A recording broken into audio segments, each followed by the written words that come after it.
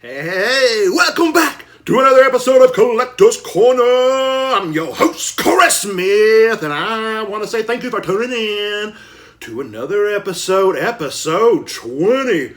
Woo, baby! We are all the way up into the 20s. Oh my goodness. So yeah, plenty of stuff for you to go back and check out. We're coming back around to the third VHS episode.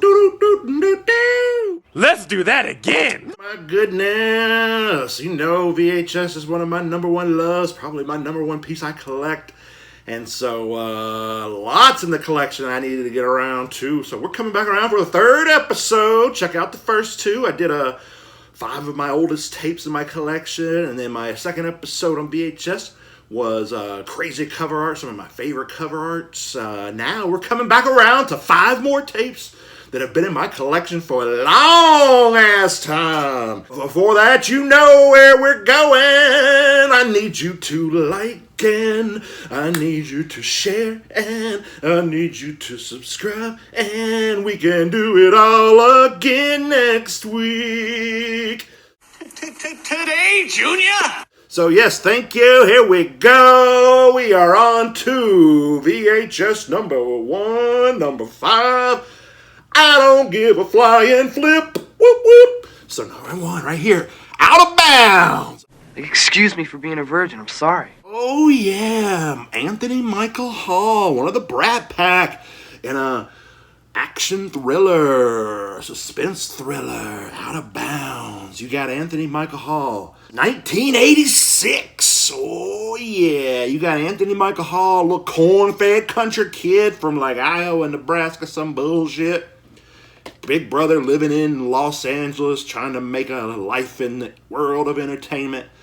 Little brother hops on a bus, says, I'm going to visit my big bro, and I'm going to learn the ways of the city. But when he gets there, oh my God, his brother is dead, murdered. Oh no. And all the wacky craziness, everything's going on. He grabs the wrong suitcase full of drugs and money and whatnot. And then, it's a chase. It's on. He's got to run for his life through the city of angels. Meets up with this cool-ass punk rock chick, Jenny Wright. And yeah. And then there's a guy pursuing him. You know this man right here. Look at this dude right there. You know what I'm talking about? That man has played a bad guy in every goddamn movie he's been in. Lots of fast-paced running, action, running around, trying to escape the crazy killer. And it's a great little action thriller. I know it's on streaming. I've seen it on the Amazon Prime, but I'm still pretty sure it's never made it to any other sort of physical media format. No DVD, no Blu-ray. So yeah, it's one of those. Yeah, you can see it streaming, but to hold one in your hand, you're gonna have to get the VHS copy. And man, you know I love these RCA, these red stripe RCAs. Boy, that looks good. Look at that. Oh my, it looks good on the shelf. So. Anyway, Anthony Michael Hall. Oh, one fun fact about this. In one of the scenes when they're on the run through L.A., they go up in this sort of punk rock goth club, and Susie and the Banshees are playing on the stage. Cities and Dust. So, man, I fucking fell in love with some Susie and the Banshees, Cities and Dust. Oh, my God. Great scene. Great movie. Check it out if you know what's good for you. But next up, here we go. We got us a horror movie. A 1986 horror movie called The Supernatural. Kill the brain, and you kill the ghoul. And damn, look at this fucking box. Oh, it has been through the ringer over the years. Man, it was originally a video rental box or tape anyway, and then it's been in my collection forever, and I love this movie. It's as cheesy as you can get. Oh, it's so dorky, it's so goofy, but you know, it's a good time. You got a group of sort of like soldiers doing their weekend kind of training out, camping and hiking and all that kind of business, and They fucking set up camp on a Confederate burial ground where a bunch of Confederate soldiers were murdered in cold blood by the Union and then buried. And that ground has become tainted, haunted, and there's monsters and ghouls gonna be popping up every which way but loose. You got Maxwell Caulfield from Grease 2, from one of my other favorite movies, The Boys Next Door. You got LeVar Reading Rainbow Burton. You got the black chick that plays Uhuru on the original Star Trek. They're all out here on these like weekend adventure, weekend sort of training exercise. And then, like I said, you got Confederate soldier zombies. That's what's going on here. You know, killing them, coming out at night, killing them one by one. Weird shit going on in the woods. And look at that cover. Oh, my God. It's just, oh, there you go. Supernaturals. Yeah, like I said, cheeseball, goofy as can be. But, I like it. It's one of those that's always stood out to me, and it's been in the collection forever, and that's all I got to say about that. So we're moving on to the next one. Number 3. Oh, here we go. Look at this movie, Enemy Territory. Run for your life! This is another one that is a VHS only. Never been released to any other physical formats. Never had a DVD. Never had the Blu-ray. And that is a damn shame, because this movie is chock full of fun. What you got here? The Enemy Territory. Oh, are the skyscrapers of New York. What you got here is you got Ray Parker Jr. That's right. The same Ray Parker Jr., the Ghostbuster singing mug right here. And then you got this lily-ass white dude, Gary Frank. And so what is happening is, Gary Frank here, he's like an insurance adjuster or some shit, and he's going up into like this big high-rise apartment building that's run by the gang. Sort of think of kind of like a Cabrini Green in Chicago style. Very dangerous for a white-ass motherfucker to be up in there. And so he's up there visiting one of his clients, doing some business, and the old lady's like, "Oh, son, you better get on up out of here before dark, because the vampires are coming out." And he's like, "Oh, lady, you crazy. Ain't no vampires." And she's like, "No, dumbass. That's the gang led by Tony Todd.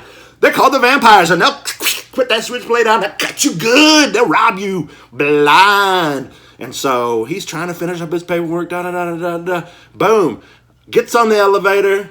There's a vampire on there. One of these little punk gang members is on the elevator macking with this girl. And he butts his nose into their business. And oh my God, he gets just all up into some craziness, and the gang members are out to kill him. Ray Parker Jr.'s over there macking his lady on one of the floors, and he's like, "Whoa, what up, dude? What you doing out here, man? It's dangerous for you to be out here this late." And he's like, "I know, I just ran into the vampires. And they're after me." So yeah, they gotta go from like floor to floor, getting people to help them cut through apartments. They run into Jan Michael Vincent, this crazy Vietnam vet in a wheelchair with like a machine gun and stuff. Oh, it's just crazy. And so it's just like, get down floor by floor. Can we get to the outside? Can we escape? But there's vampire gang members everywhere. So there you go. It's the wrong place to be at night. Oh my God, it's Ray Parker Jr. sucking Tony Todd right in his mouth. So yeah, good action film, good suspense thriller sort of thing right here. Enemy Territory. Ooh, that would be some enemy territory. Be up in a high-rise apartment building run by the gangs. Oh my goodness. But yeah, check it out. Enemy Territory. Oh, there it is right there. Put that on top of the others. We're putting it on top of the others. We got 2 more stacked off the screen. Next one up. Another one of my favorite movies. Oh man. I wanted to go to this camp when I was a kid. The summer camp. Nightmare. Dun dun dun dun. You're going to Camp Blood, ain't you? And look, it's got like the little letter written. "Dear Mom, the camp director is dead. The counselors are locked up and the kids are out of control. Having a wonderful time. Love, Marvin." Oh, that's exactly what happens. You got this kid right here. He's like the high school senior, one of the older kids at the camp, like a counselor in training, and it starts out just a fun summer camp movie, like going on adventures, fishing and going kayaking and flirting with girls and all that stuff. They're putting on a talent show. But then Chuck Connors, old man Chuck Connors, he's the camp counselor, the guy that runs the camp. Shit goes down, and this dude right here is like, all right, we're taking over the camp. We're locking up the counselors, and we're going to have us a party. Oh, my God. They go over to the girls' camp across the lake, and they do the same thing there, locking up the counselors. They got the pistol. Get in the box. Get in the, we're locking you up. And then the girls come over and they party. Oh my God. And there's sex, drugs, and rock and roll. Beef, beef, beef. Beef bologna. Beef, beef, beef. Beef bologna. Oh yeah, one of the bands, one of the kids, they start up a band. They do that and singing this punk rock music, all this good stuff. And yeah, but then things get out of hand. Of course they do. These are a bunch of teenagers acting a fool. Of course things are going to get out of hand. People get killed.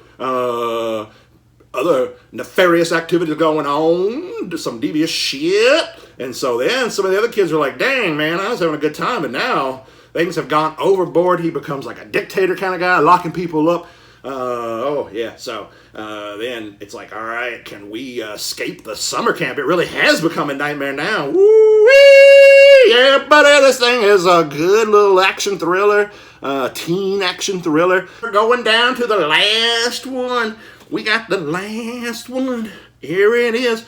I just wish that they could release this motherfucker on some digital streaming, on Blu-ray, DVD, something. Man, I love this movie, and it is too hard to come by. The VHS tapes are so expensive, and, I'll just hold out hope that mine stays together, stays alive to make it through, because I don't know if this movie's ever coming out on any other formats. We're talking about Fooling Around, 1980s Fooling Around with Garrett Busey and Annette O'Toole. Garrett Busey's this like country boy from Oklahoma, gets a scholarship or I don't know, some shit, goes to school at the University of Minnesota. And so he's like, fish out of water. I'm country guy up in here in Minnesota. Runs into William H. Macy, tries to take advantage of him, tries to rob him. I see a little corn-fed sucker right here, a little Mark. I'm going to take his shit. But Gary Busey, he's smarter than you think. He's smarter than he looks, that's for sure. So he's got a sly way about him. And he gets back at that, meets Annette O'Toole. They start macking it, but he has all kinds of wacky adventures. He crashes a hot dog Wienermobile. He fucking takes a hang glider off the top of a big hill and straight through a stained glass window in the church at the end, because she's like, I'm going to marry this other dude. You're too crazy. We don't have a good fit.